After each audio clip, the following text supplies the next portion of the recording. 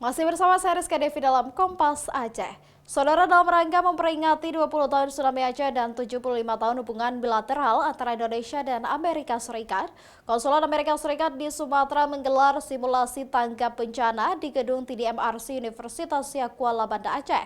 Simulasi tanggap bencana ini dilakukan untuk berbagi pengalaman kebencanaan serta mengatur skenario latihan yang disesuaikan dengan konteks lokal. Konsulat Amerika Serikat bersama Tsunami and Disaster Mitigation Research Center (TDMRC) UNSIA serta BPBA menggelar simulasi tanggap bencana dalam rangka memperingati 20 tahun tsunami dan 75 tahun hubungan bilateral antara Indonesia dan Amerika Serikat. Simulasi ini diikuti oleh instansi yang menangani kebencanaan dari 5 provinsi yaitu Aceh, Sumatera Utara, Sumatera Barat, Bengkulu, dan Lampung. Kegiatan ini difasilitasi oleh Michael Jack, spesialis pelatihan manajemen krisis kebencanaan dari Foreign Service Institute Kementerian Luar Negeri Amerika Serikat. So we are here today for a couple of reasons. One is because this is the 75th anniversary of the U.S.-Indonesian bilateral relationship. It is also the 20th anniversary this year of the 2004 tsunami.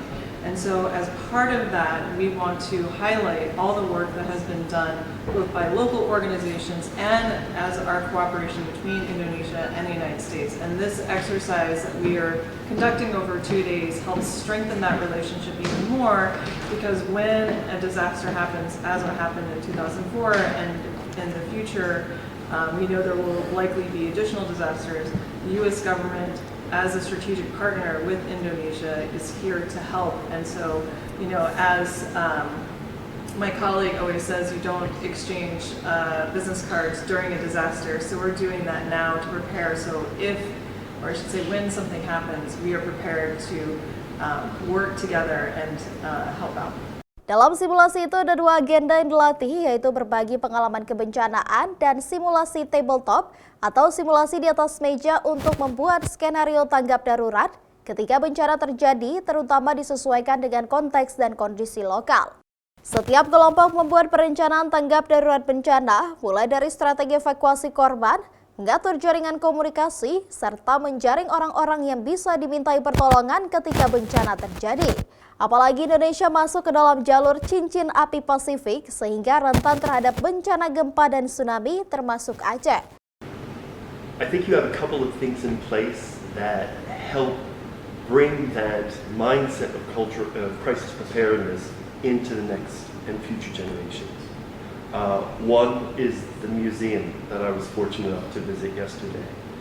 That is a living legacy of what happened in 2004 to educate future generations.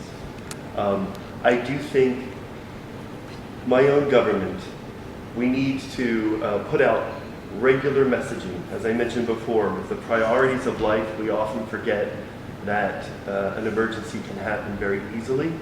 So in order to educate our young people, ensuring that schools have robust preparedness programs, that drills take place, that we build what we call muscle memory, so that if something happens, we don't need to think too much about what to do.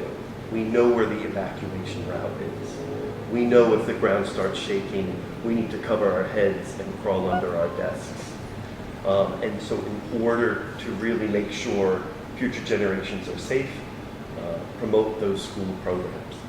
Simulasi ini diharapkan terus dilakukan setiap tahun dan juga harus melibatkan masyarakat serta siswa di sekolah sehingga mereka bisa mawas diri ketika bencana terjadi serta memperbanyak jalur evakuasi bencana. Kompas TV, Banda Aceh.